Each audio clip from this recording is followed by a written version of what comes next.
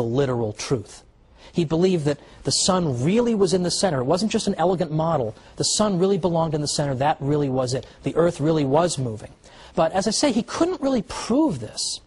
The evidence that Galileo had that the earth was in motion consisted, for example, of arguing from the evidence from the tides. Of course, we know the waves at the ocean. He argued that the reason that we see waves at the ocean is that the earth is both rotating and it's revolving. So it rotates and it goes around the sun, and the result of all this is it's shaking up the water and creating the waves in the ocean.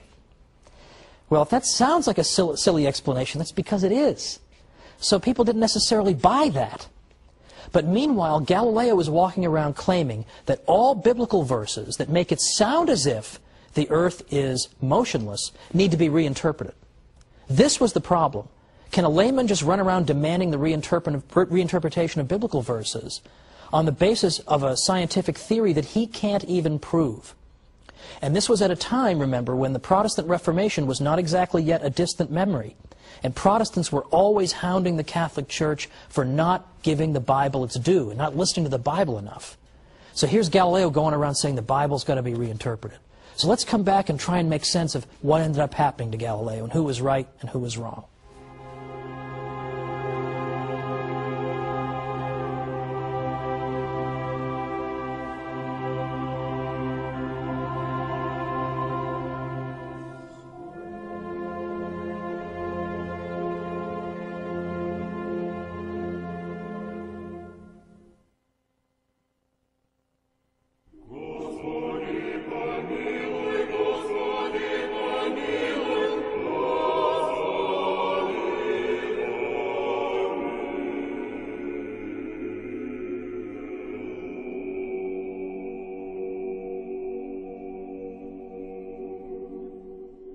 Welcome back to the Catholic Church, Builder of Civilization. I'm Thomas Woods. We're talking about Galileo, and before the break we noted that Galileo believed very passionately in the Copernican model, by which he meant that the sun was at the center of our solar system, so to speak, and that the Earth was one of the planets that orbited it.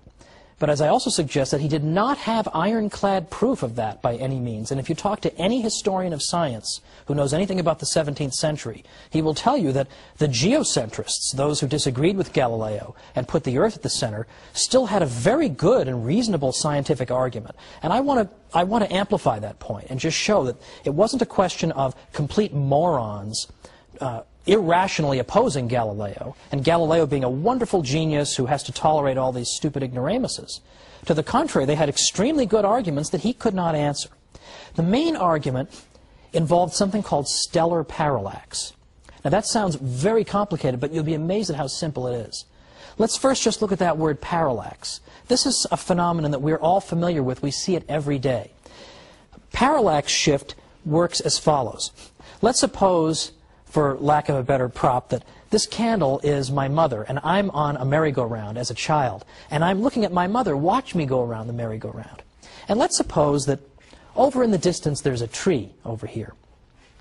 But let's say that over here there's a hot dog stand.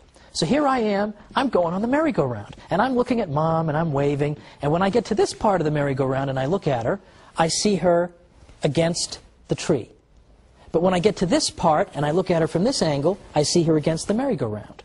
Well, I don't say to my mother, hey, how come you're shifting around while I'm on the merry-go-round? I just know that in each case, it's because I'm looking at her from a different angle. When I look at her from this angle, I see her against the tree. When I look at her from this angle, I see her against the hot dog stand. This is called a parallax shift.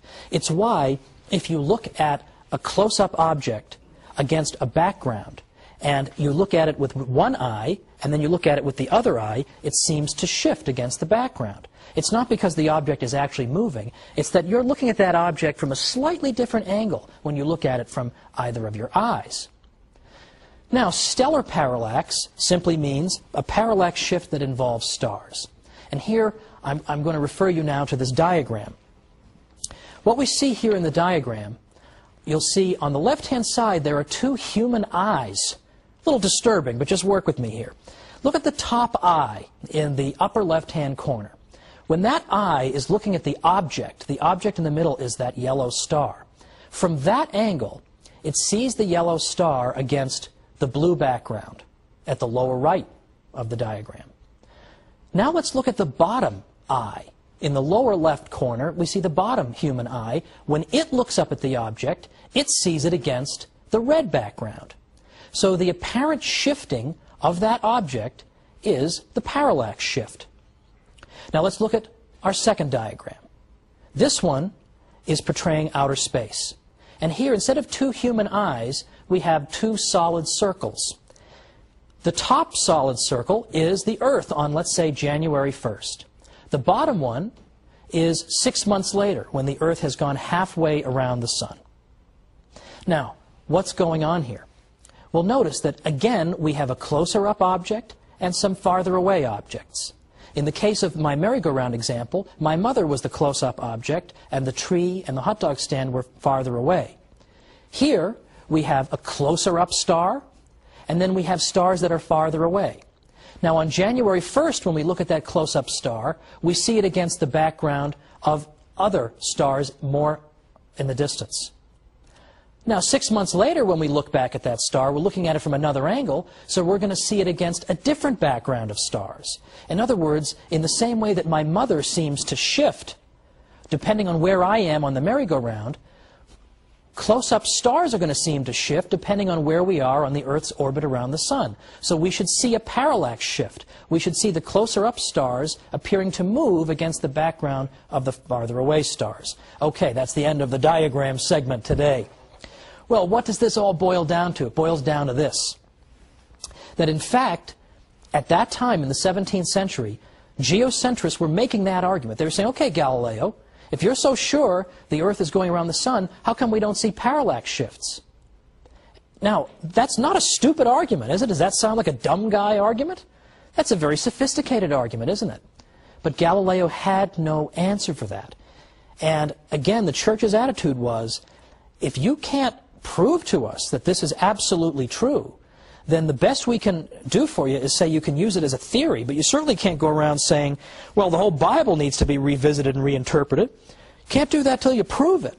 And as I say, it had not been proven. The stellar parallax question had not been dealt with.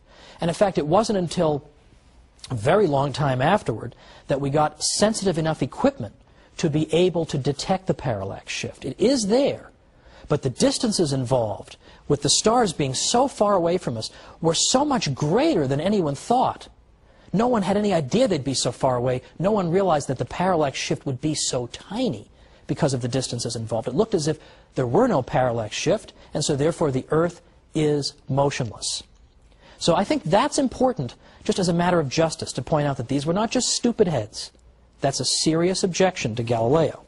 Now, Galileo refuses the compromise that's offered to him, whereby you can teach this as a theory, but at this point, it has not been proven.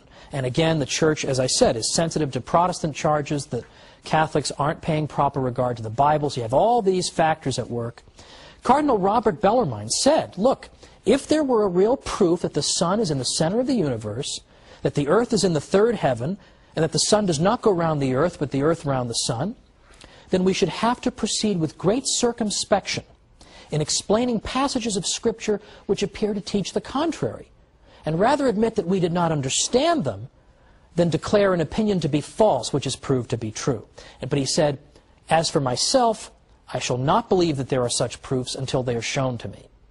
Well, that's not a crazy position to hold, it seems to me. In 1624, Galileo was again received with great enthusiasm in Rome. The Pope told him that the Church had never declared Copernicanism to be a heresy and would never do so.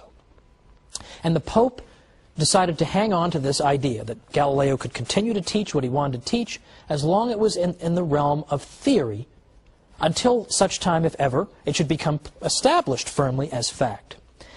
Well, Galileo broke the rules. In 1632, he wrote his Dialogue on the Great World Systems. And in this work, he does not, in fact, stick to the idea that the Sun being at the center is a mere theory. He suggests that it's a fact. But worse than that was that Galileo wrote this dialogue as a dialogue. And one of the characters in this dialogue